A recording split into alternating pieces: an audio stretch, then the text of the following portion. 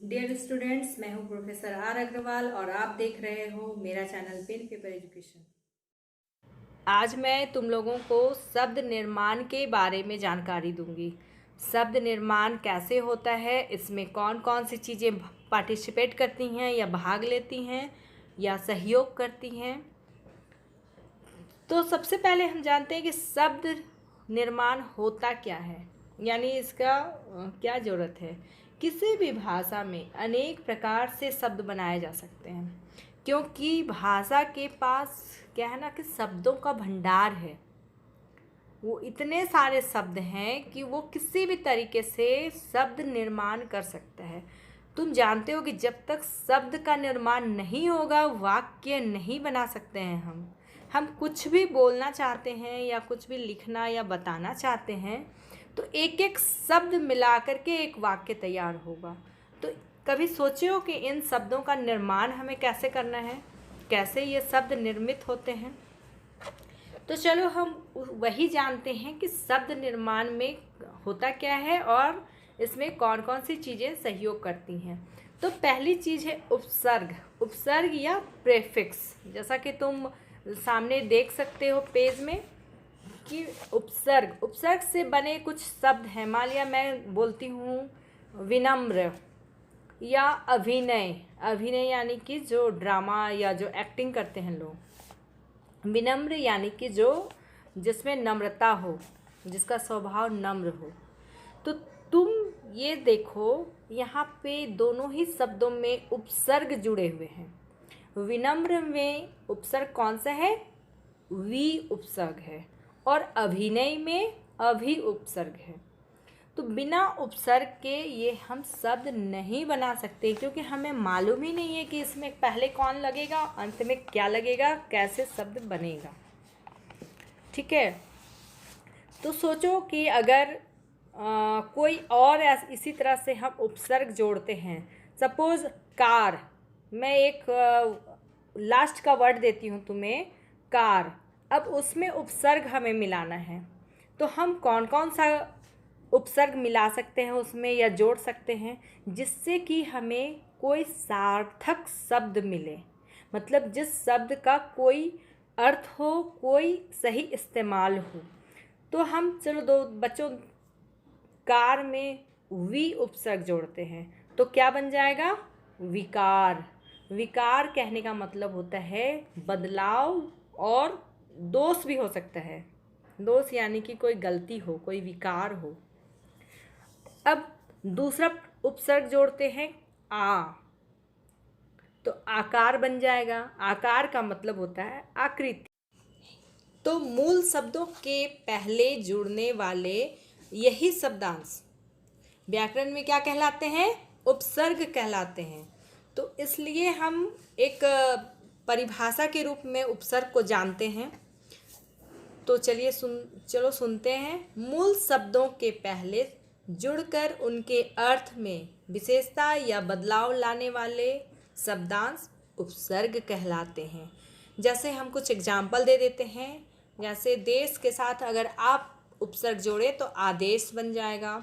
उसी प्रकार परिवार में अगर हम स उपसर्ग मिला दें तो सपरिवार मिल जाएगा। सपरिवार कहने का मतलब सारे परिवार, मतलब परिवार में जितने भी सदस्य हैं सभी।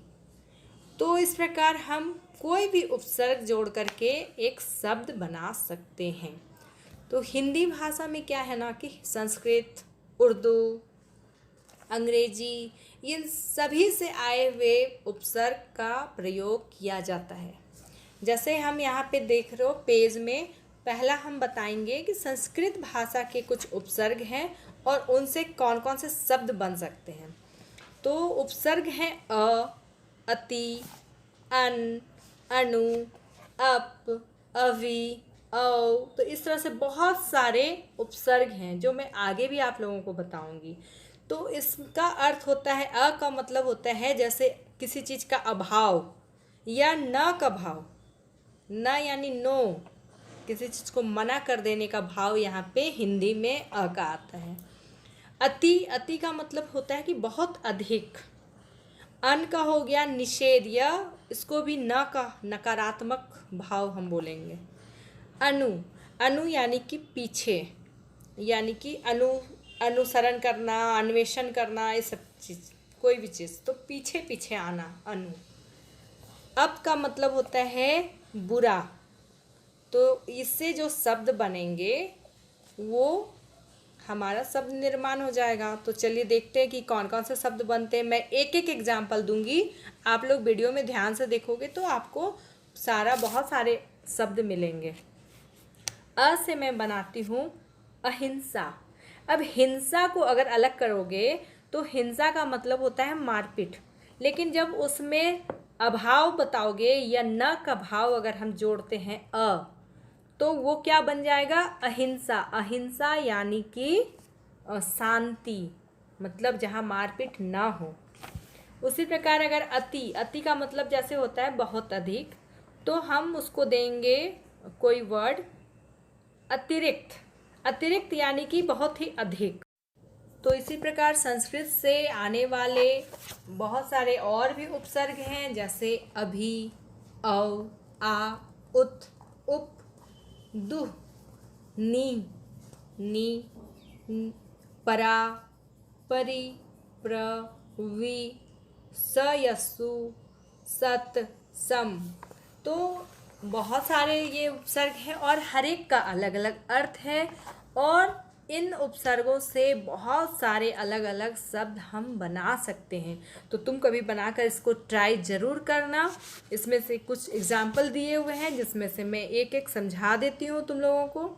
जैसे अभी का मतलब होता है सामने, तो अगर हम अभिवादन बोलें तो अभिवादन यानी किसी का अभिवादन करना, सम्मान करना। औ यानी कि नीच या हीन कहते हैं, तो हम कह सकते हैं अवगुण। अवगुण का मतलब क्या हुआ? जिसके पास गुण नहीं है। या अवतरण या अवरोधक, अवमानना, बहुत सारे शब्द बन सकते हैं। अब आते हैं आ यानी कि तक, यहाँ तक या भर। अब कैसे तुम्हें समझना है अगर तो देखो उदाहरण। तो चलो देखते हैं। आ से आग्रह बना सकते हैं।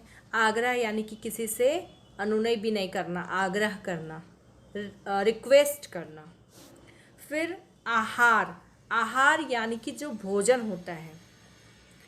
अब आते हैं अगला उपसर्ग उत यानी कि श्रेष्ठ के लिए यूज किया जाता है या फिर उत्कर्ष के लिए। उत्कर्ष से यहाँ पे तात्पर्य है उत्थान, यानी किसी चीज़ का उत्थान होना, किसी चीज़ का शुरुआत होना। और श्रेष्ठ का मतलब होता है बहुत ही उच्च कोटि का, श्रेष्ठ होना। तो इसमें हम बहुत सारे शब्द बना सकते हैं, जैसे उत्थान, उत्सर्ग, उत्पीड़न, उच्चारण।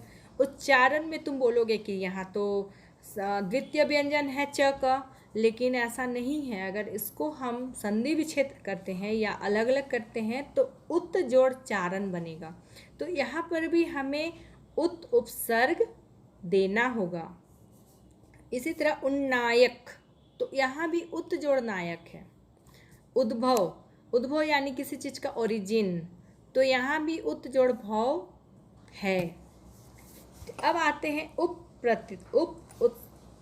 उपसर्ग में, तो ये क्या है? यहाँ पे है उसका मतलब निकट, या उप का मतलब समान भी हो सकता है। कैसे देखते हैं। उपचार, उपकार, उपग्रह, उपहार, उपवन, उपाध्यक्ष। उपाध्यक्ष यानी उप जोड़ अध्यक्ष, मतलब अध्यक्ष से जस्ट निकट वाला, जस्ट उसके बाद वाला। अब अगला आते हैं दुह। दुह में क्या होता है? देखो, दु और र हलंत, दु और स हलंत, यानी दुर, दुस, दुश, दश। तो इसका मतलब होता है बुरा, बुरा या कठिन भी कह सकते हैं। तो इसको हम अगर वर्ड में बनाते हैं, यहाँ पे हम देख रहे हैं दुर्जन, दुर्बल, दुर्घटना, दुरात्मा, दुराचार, दुस्साहस, दुस्तर, दुष्कर, दुशासन। तो ये जितने भी शब्द हमने बनाए हुए देख रहे हैं, ये सभी में दुह जोड़ जन, दुह जोड़ बल, दुह जोड़ घटना, दुर जोड़ आत्मा, दुर जोड़ आचार, कहने का मतलब कि ये सब, इन सभी शब्दों में उपसर्ग जुड़ा हुआ है। तो इसी प्रकार और बहुत सारे उपसर्ग हैं जिनसे शब्द बन सकते हैं। प्रत्येक उपसर्ग का एक विशेष अर्थ होता है, लेकिन इस अर्थ में इनका स्वतंत्र रूप से कभी भी प्रयोग नहीं हो सकता है। इनके साथ कुछ न कुछ जुड़ा हुआ रहेगा और तभी इससे एक सार्थक शब्द बनेगा। संस्कृत में कुछ अन्य अव्यय भी हैं। अव्यय कहने का मतलब शब्द और शब्दांश, तो जिन्हें हम हिंदी में उपसर्ग के समान ही मानते हैं। तो कौन कौन से हैं वे अव्यय जो हम उन्हें उपसर्ग मानते हैं? अंतः या अंतर, जिसका अर्थ होता है अंदर, और इससे निर्मित शब्द जो होंगे वो क्या होगा? अंतः जोड़ जातीय बन गया अंतर्जातीय। अंतर्जातीय यानी कि जैसे कोई एक धर्म हुआ, मान लिया एक हिंदू धर्म हो गया, उसके अंदर में बहुत सारे जाति हो गए तो वो अंतर्जातीय कहलाया। उसी तरह से अंतर्देशीय, अंतर्द्वंद्व, अंतर्मुखी, ये सब कुछ है। फिर अगला अपव्यय भी बोल सकते हो या फिर उपसर्ग बोल सकते हो। अधः, अधः का मतलब होता है निम्न या नीच। तो नीच में हम नीच से तो नहीं, अधः से बनाएंगे। अधः, अधोगमन, यानी कि अधः जोड़ गमन। अधो हस्ताक्षरी यानी अधः जोड़ हस्ताक्षर जोड़ ई। तो ई यहाँ पे जो आप देख रहे हो ये प्रत्यय है और अधः यहाँ पे उपसर्ग है। तो आप तुम देख सकते हो बच्चों कि इसमें उपसर्ग भी है, एक बीच का कोई शब्द भी है और प्रत्यय भी है, तब जाके एक मूल शब्द बना है। अब आते हैं अगला उपसर्ग आवी। आवी यानी प्रकट, मतलब किसी चीज़ को प्रकट करना या बनाना, तो आविर्भाव या आविष्कार। इसी तरह से कु यानी बुरा। बुरा मतलब कि जैसे बोलते हैं ना, कुपुत्र, कुपात्र, कुसंगति, कुविचार, कुरूप, तो ये सब बनेंगे इससे। चिर, चिर यानी कि अधिक समय तक। कौन कौन से शब्द बनेंगे? चिरस्थायी, चिर आयु, चिर परिचित, चिरकाल, यानी कि जो बहुत लंबे समय तक जो चीज़ है उसमें हम यूज करेंगे, वैसे शब्द हम बनाएंगे चिर से। फिर होते हैं तत्। तत् उपसर्ग से क्या अर्थ क्या है? उस। तो क्या उससे शब्द बनेगा? तत्क्षण, तत्काल, तत्कालीन, तदनुसार। तो ये सब क्या है? इन सब का मतलब उस काल से है। तत्काल यानी कि तुरंत, अभी। फिर आता है पुनः या पुनर्। तो इसका मतलब होता है दोबारा, जैसे पुनर्गठन करना यानी फिर से निर्मित करना, फिर से उसको बनाना। पुनरअभ्यास यानी कि फिर से अभ्यास करो। पुनर्जन्म यानी दोबारा जन्म। तो कहने का मतलब कोई चीज़ अगर दोबारा हो रहा है या रिपीट हो रहा है। फिर होता है पुरस। पुरस का मतलब यहाँ पे आगे। शब्द कौन सा बनेगा? पुरस्कार या पुरस्कृत। मतलब कोई चीज़ हम अगर अच्छा करते हैं तो उसके आगे, उसके सामने से हमें उसके लिए इनाम मिला, तो वो हम पुरस्कार या पुरस्कृत के रूप में शब्द बना सकते हैं। फिर पुरा, पुरा यानी प्राचीन, तो इसे शब्द बनाएंगे पुरातन, पुरातत्व। अगला उपसर्ग बहिर या बहिष, तो इसका मतलब होता है बाहर, और शब्द बनेंगे बहिर्गमन या बाहर जाना। बहिर्मुखी यानी जो बहुत ज़्यादा बोलता है, या बहिष्कार, किसी चीज़ का बहिष्कार कर देना, उसको नेग्लेक्ट करना, उसको हटा देना। फिर अगला उपसर्ग आएगा सम। सम यानी कि समान या बराबर या तुल्य, उसके तुल्य। तो कैसे इससे वर्ड बनेगा? इससे शब्द बनेंगे समतल, समतुल्य, समकोण, समकालीन। तो इस सारे चीज़ों में तुम देख रहे हो कि बराबर का यूज हो रहा है या समान यूज हो रहा है। सह, सह यानी कि साथ, यानी कि संग। तो आपके जो दोस्त होंगे उनको क्या बोलते हैं? सहपाठी, यानी कि जो तुम्हारे साथ पढ़ता है। या ऑफिस में आपके मम्मी पापा के साथ जो काम करते हैं उनको कह सकते हैं सहकर्मी, यानी जो साथ काम करते हैं। उसी प्रकार अगला उपसर्ग है स्व और स्वयं। स्व का मतलब अपना और स्वयं का मतलब अपने आप।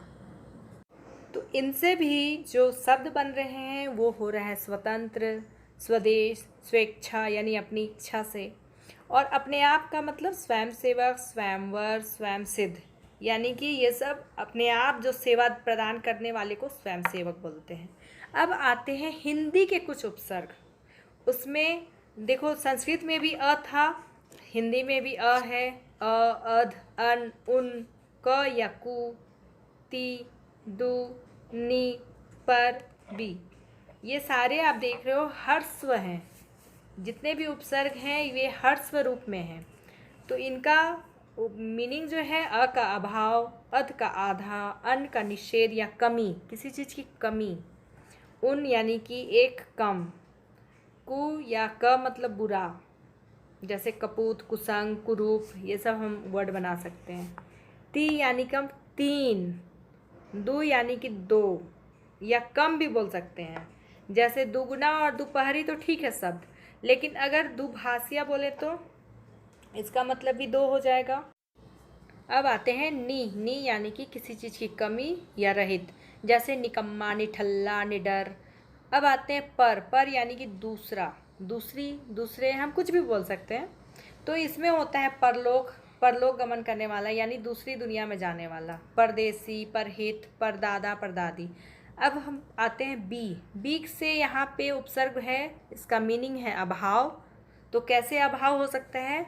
बिछुड़न या बिछो, किसी से जब हम बिछुड़ गए या बिछो हो गया, तो ये उपसर्ग हैं।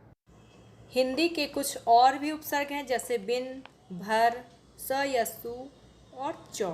तो बिन मतलब होता है बिना या अभाव या नहीं होना कोई चीज़। कैसे?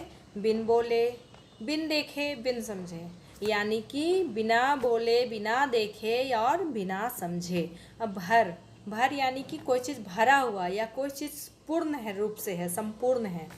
तो इससे शब्द क्या बनेगा? भरपूर, भरमार, भरपेट, भरसक।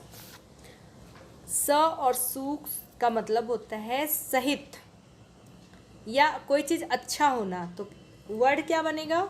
सचेत, सजग, सुघड़, सुडौल। सुघड़ और सुडौल हम अच्छे के लिए बोलेंगे, सजग भी हम अच्छे के लिए बोल सकते हैं, और सहित, कोई चीज़ सहित, सचेत। फिर आते हैं चौ का मतलब होता है चार, यानी चौगुना, चौपाया, चौतरफा, चौराहा। तो ये सारी चीज़ें जो है, इसमें चौतरफा में तुम देख रहे हो फ में बिंदी लगी हुई है। तो ये बिंदी कहाँ से आई? ये फारसी से आई, उर्दू के मूल शब्द से। और ये सभी संस्कृत, हिंदी सभी मिल करके एक शब्द बनता है। अब हम आते हैं विदेशी उपसर्ग। विदेशी से भी दो जगह से आई हुई है, तुम जानते हो, एक फारसी और दूसरी अंग्रेजी।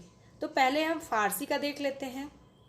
हिंदी में क्या होता है कि फारसी से भी कुछ उपसर्ग लिए गए हैं, जैसे अल, ऐन, कम, खुश, गैर, दर, ना। तो चलो मैं आगे धीरे धीरे बताते जाऊंगी। अल का मतलब होता है निश्चित, यानी अलविदा, अलबत्ता, अलबेला, अलमस्त, मतलब किसी चीज़ के लिए निश्चित रूप से बता देना कि भाई अलविदा हो रहे हैं, अब हम जा रहे हैं।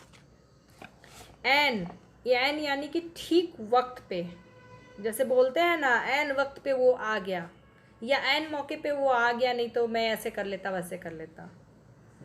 तो ये सभी चीज़ें विदेशी उपसर्ग हैं। कम यानी कि थोड़ा या हीन, जैसे कम अक्ल, कमज़ोर, कम समझ, कम कीमत, ये सारी चीज़ें थोड़ा, मतलब जिसको अक्ल कम है, कमज़ोर है। खुश यानी कि अच्छा, तो इससे शब्द बना दिए खुशखबरी, खुशनसीब, खुशनुमा, खुशहाली। फिर गैर का मतलब होता है, ऐसे तो पराया भी होता है, मगर यहाँ पे है अभाव या नहीं होना कोई चीज़ का, जैसे गैर इंसाफ़ी, गैर कानूनी, गैर मामूली, गैर हाजिरी। मतलब गैर इंसाफ़ी यानी कि इंसाफ नहीं हो रहा है, तो यहाँ नहीं का प्रयोग हो गया। और गैर कानूनी यानी कानून का अभाव है, गैर मामूली चीज़ है यानी कि मामूली नहीं है वो, और गैर हाजिरी यानी हाजिरी का अभाव है, अटेंडेंस का अभाव है। तो यहाँ देख रहे हो तुम, नहीं और अभाव दोनों ही अर्थ का प्रयोग होते हुए शब्द बन रहे हैं। फिर आते हैं दर उपसर्ग पे। दर का अर्थ होता है में। जैसे शब्द हैं दरअसल, दरकार, दरकिनार करना, दरमियान, यानी किसी चीज़ को अलग कर देना, या दरअसल ये तो ऐसा था। दरमियान, दरमियान यानी कि इस चीज़ के दरमियान ऐसे होने वाला था। मतलब किसी चीज़ का मतलब बताते हुए में का प्रयोग करना है। अब ना, ना यानी नहीं या अभाव। देख रहे हो कितनी सारी उर्दू या फारसी के जो उपसर्ग हैं उसमें ना का भी अर्थ नहीं है और गैर का भी अर्थ नहीं या अभाव है। एक ही अर्थ है, लेकिन जो वर्ड बन रहे हैं, जो शब्द बन रहे हैं वो अलग अलग। जैसे नाकामयाब, नागवार, नापसंद, नामुमकिन, नाराज, ये सारी चीज़ें हैं। मतलब मुझे पसंद नहीं है तो नापसंद। कामयाब अगर कोई नहीं है, सक्सेस नहीं है, तो नाकामयाब हो गया। कोई चीज़ मुझे नागवार गुजर रही है, मतलब कि पसंद नहीं आ रही है, अभाव हो रहा है उस चीज़ का। तो शब्द हम बहुत तरीके से बना सकते हैं, बहुत सारे वर्ड उपसर्ग यूज करके। इसी प्रकार ब से बखूबी, बतौर, बहुत सारी चीज़ें हैं जो तुम देख और समझ सकते हो। विदेशी में अब हम आते हैं अंग्रेजी के उपसर्ग। तो हिंदी में अंग्रेजी के भी कुछ उपसर्ग जो हैं वो उपयोग में लाए जाते हैं। कौन कौन से हैं? जैसे देखो, चीफ, डिप्टी, जनरल, वाइस, सब, हेड, असिस्टेंट। ये बड़े बड़े अपने आप में ही शब्द दिखाई दे रहे हैं, लेकिन ये भी उपसर्ग हैं और इसका भी अलग अलग अर्थ है। जैसे चीफ यानी कि मुख्य, डिप्टी यानी कि उसके अधीन काम करने वाला, उप। जैसे कि डिप्टी कलेक्टर, मान लिया कोई सीनियर कलेक्टर है और उसके अंडर में कोई एक नीचे पोस्ट पे है तो वो डिप्टी कलेक्टर बन जाएगा। जनरल यानी प्रमुख, वाइस यानी सहायक, सब इंस्पेक्टर बोलते हैं ना, या सब रजिस्ट्रार या सब जज। तो वो क्या होता है, जो मेन होता है उसके अंडर में होता है, उसके अधीन होता है। हेड यानी प्रधान या मुख्य। और असिस्टेंट का तो नाम से ही पता चल रहा है कि सहायक। अब इनसे कौन कौन से शब्द बनेंगे, चलिए हम ये जान लेते हैं बच्चों। जैसे चीफ, तो इसमें हम क्या कर दिए, देखो डैश दे करके लिखा हुआ है, chief justice, chief minister, chief secretary. तो ये चीफ उपसर्ग बन गया और उसके साथ एक एक और मूल शब्द आ गए, जिससे एक खास शब्द बनकर तैयार हो गया। अब deputy collector, deputy commissioner, deputy magistrate, deputy जज, ये सारी चीज़ें हैं जो मेन से जस्ट एक नीचे वाले में उपयोग किया जाता है। जनरल यानी कि मुख्य, तो जनरल सेक्रेटरी या जनरल मैनेजर, यानी जो प्रमुख होता है उस कंपनी का।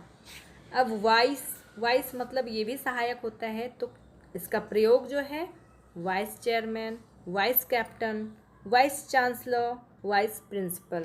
आप बोलते हो ना आपके स्कूल में एक प्रिंसिपल है, एक वाइस प्रिंसिपल है। तो प्रिंसिपल से जस्ट नीचे जो होती है, जो सपोर्टिंग के रूप में काम करते हैं, वे कहलाते हैं वाइस। तो चेयरमैन के भी अंडर में जो काम करेंगे वो वाइस होगा, कैप्टन के अंडर में वो भी वाइस, चांसलर जो कॉलेज वगैरह यूनिवर्सिटी में होते हैं उसके अंडर में भी वाइस चांसलर होगा।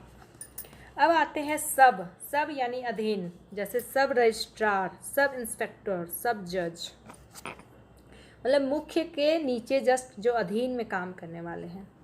अब आते हैं हेड तो ऐसे भी बोलते हैं, हेड मतलब प्रधान जो मुख्य होता है, लेकिन इसका शब्द में प्रयोग head office, head quarter, head clerk, head master, head constable. तो ये अंग्रेजी के उपसर्ग हैं, देखो कैसे हिंदी में प्रयोग में आ रहे हैं। अब असिस्टेंट यानी सहायक, तो सहायक कमिश्नर हम नहीं बोल करके क्या बोलते हैं, assistant commissioner, assistant clerk, assistant secretary, एक असिस्टेंट प्रोफेसर भी होता है जो कि मैं हूँ। तो इसी प्रकार अंग्रेजी के बहुत सारे उपसर्ग हैं जिनका हम प्रयोग हिंदी में कर सकते हैं। तो अब बच्चों थोड़ा सा अभ्यास कार्य भी देख लेते हैं हम। जैसे यहाँ नीचे आप देख रहे हो, सोचिए और बताइए में। उपसर्ग शब्द होते हैं या शब्दांश? शब्दांश होते हैं। शब्द तो वो मिलकर बनते हैं। उपसर्गों को शब्द क्यों नहीं कहा जा सकता? क्योंकि वो अपने आप में पूर्ण नहीं होते हैं। उन पे एक और मेन शब्द मिलकर के कुछ मुख्य अर्थ प्रदान करते हैं। क्या उपसर्गों का स्वतंत्र रूप में प्रयोग किया जा सकता है? उपसर्गों का स्वतंत्र रूप में प्रयोग नहीं हो सकता है। उसके साथ कुछ ना कुछ, अब मैं मान लिया जनरल बोलूँ तो जनरल का मतलब क्या? क्या जनरल? मैनेजर, सेक्रेटरी, ऐसे लोग पूछने लगेंगे। या वो वहाँ चीफ है तो क्या है? चीफ जस्टिस है, चीफ मिनिस्टर है, क्या है? तो कहने का मतलब उपसर्ग स्वतंत्र रूप में प्रयोग नहीं किए जा सकते हैं। हिंदी में कितने प्रकार के उपसर्गों से बने शब्द चलन में हैं? हिंदी में तो बहुत सारे प्रकार के उपसर्ग हैं,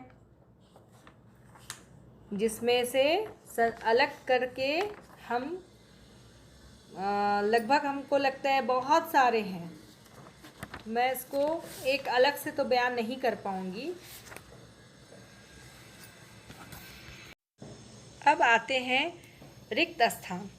उपसर्ग मूल शब्दों के पहले जुड़कर उनके अर्थ में बदलाव क्या लाता है? विशेषता या बदलाव लाने का कार्य करता है। और उपसर्गों द्वारा नए शब्दों का निर्माण होता है। हम सफ़र, बखूबी, गैर कानूनी आदि शब्दों में फारसी उपसर्गों का प्रयोग किया गया है। प्रतीक्षा शब्द में प्र उपसर्ग का प्रयोग किया गया है। उपसर्ग के जुड़ने पर अगर संधि हो रही हो तो शब्द को किसके अनुसार लिखा जाएगा? उपसर्ग में अगर संधि हो रही हो तो शब्द को संधि के अनुसार लिखा जाता है। जैसे प्रतिजोड़ अक्ष यानी कि प्रत्यक्ष। तो बच्चों, अगर वीडियो पसंद आया तो इसे लाइक एंड अपने दोस्तों से शेयर ज़रूर करना, और अगर चैनल में नए हो तो सब्सक्राइब भी कर लेना। Thank you.